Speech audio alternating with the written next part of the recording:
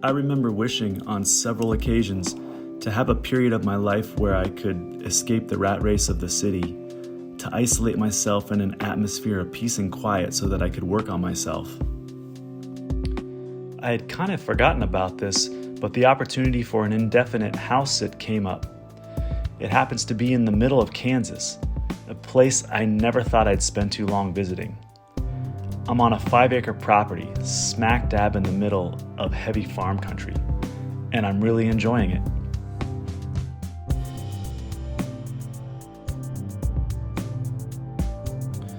But let's get down to the reason I'm creating this video.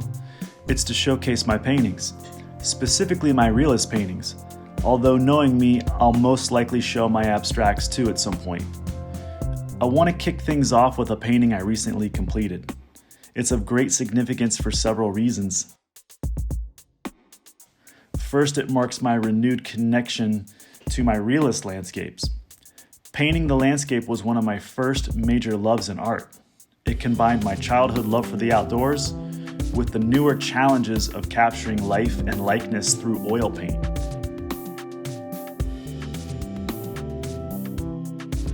The landscape specifically being difficult because of its myriad of neutral tones and complex varieties of forms. Secondly, it showcases a scene similar to one I experienced when I first saw the ocean. It was a summer evening in the 1980s. It was the most impressive sight I've ever witnessed. I'll never forget the day because my family rolled into Emerald Isle, North Carolina on a Sunday summer evening. The sun was setting behind us as we walked up to the beach. The sky was painted with a rosy, coral-colored wash of light.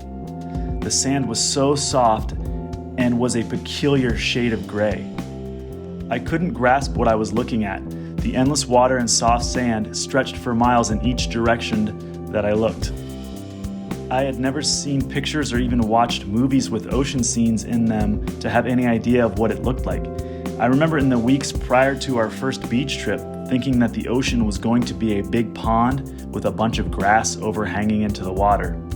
So of course I was in for a shock, and I was gladly surprised. And although this painting is a different view of the Atlantic coast and the memory I have of my first encounter with Emerald Isle, its colors remind me of that early experience. And lastly, the colors also have a connection to a very important painting that I enjoyed when I was in art school. This is a painting by Antonio Lopez Garcia of his wife from, I believe, the late 1960s or early 1970s. He is a master of capturing those incredibly subtle tones of color in a natural light setting.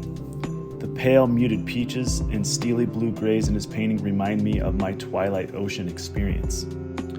Also, his extreme sincerity and dedication comes through in the intricacy of mark making. I love the crisp shape of her head shawl and the soft tangerine colored marks at the base of it. I tried to do a master copy of this painting once and completely slaughtered it. But in doing so, my color mixing skills were enhanced even just a bit further.